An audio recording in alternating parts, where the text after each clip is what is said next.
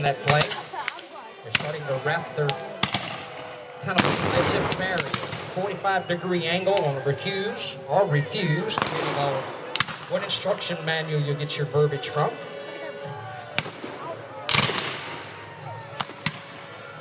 Looks like this dismounted Federal cav unit has moved in deep on the flank of the Confederates. Looks like they're now trying to roll that flank a little bit. Main body of Federal infantry occupying the center position.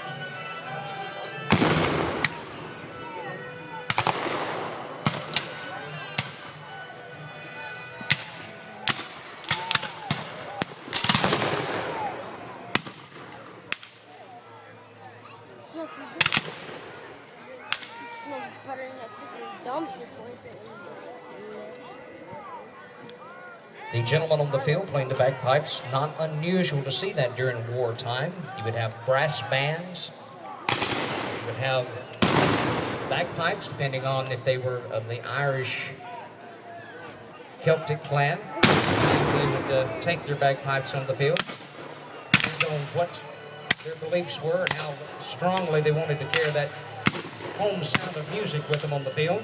And oftentimes they would march on the field.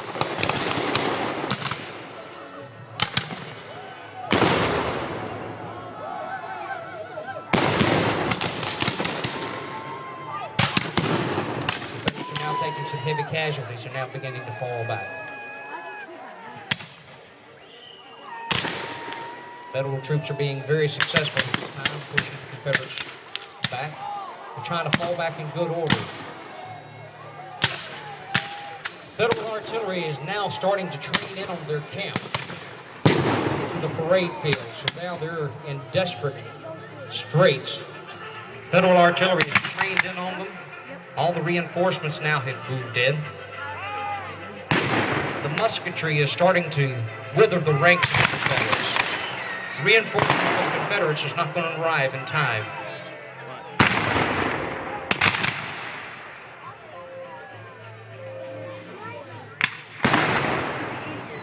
In the opening moments of the battle, with reinforcements still in tow, trying to make it across the great river of the Mississippi, the cavalry of their men began to scamper, began to run back to the banks of the Mississippi, wondering when will the reinforcements arrive. The big guns, the artillery on this side of the river, began to open up, trying to hit the Federal ranks. It took them a while before they could ever zero in on their enemy.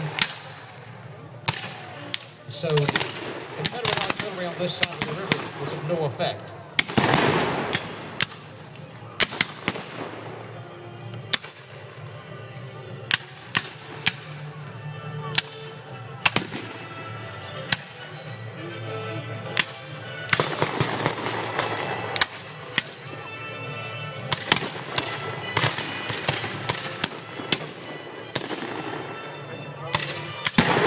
Confederate column, you find Doc Grady Garton there to the rear of the Federal column. Hey, Doc. Here's our Chief Surgeon, the Army of Tennessee, also the Chief Surgeon this weekend here at Columbus, Belmont. He has the Ice Angels with him, and if anybody gets heat exhaustion, you need to have water. We're trying to make sure safety precautions are there for the reenactors. We try to keep extra water there for them. So we have the Ice Angels handy for that purpose. Looks like the Confederates are now exhausting their ammunition supplies. Looks like they're now starting to fall back to a whole new position on this ridge.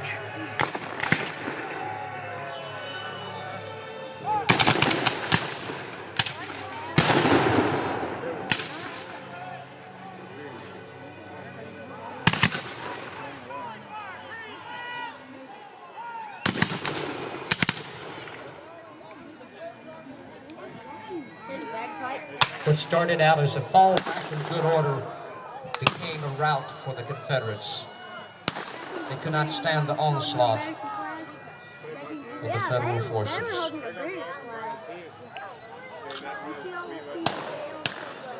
That rush of battle, the adrenaline flowing. The Federal Army they had the momentum. It was time for them to make their move. It was time for the victors to add to their spoils. Raw recruits on the Federal side, raw recruits on the Confederate side.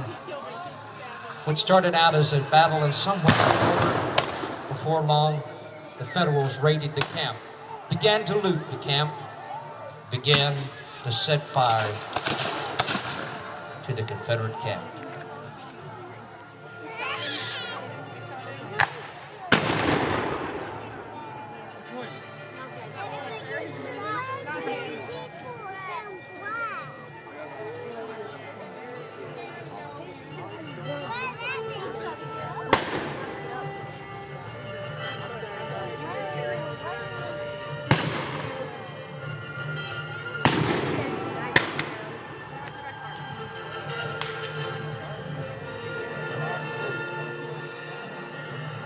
Federal soldiers were soon to lower the Confederate colors, and it was time to raise the Federal colors.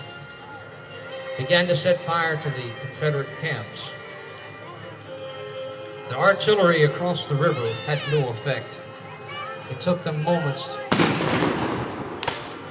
several minutes to get trained in.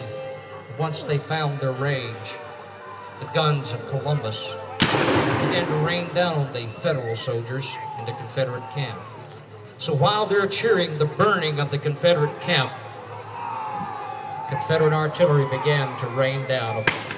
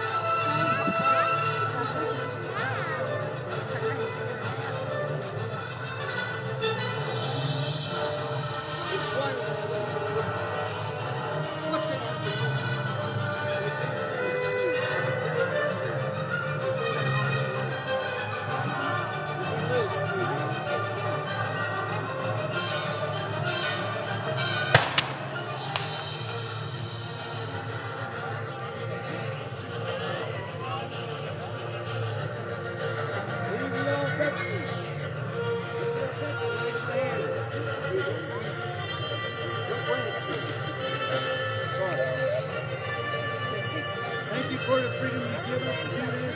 Without you, we cannot do this. Matter of fact,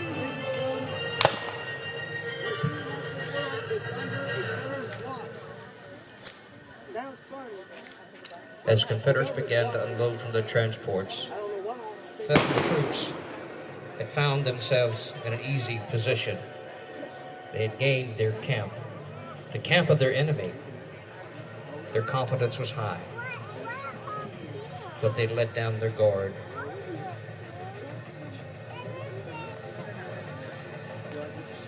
And what could have been an easy victory, the tide began to turn.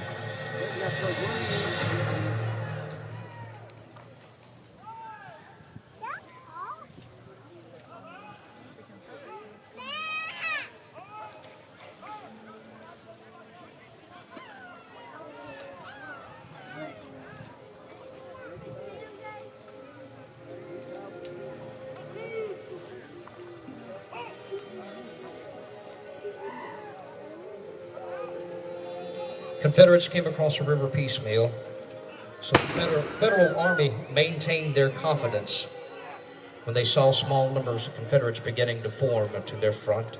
The Confederate artillery began to train in on their positions. They knew they'd become vulnerable, so it's time to fall back to a new position. See if they can hold the high ground and maintain the ground that they had gained so dearly.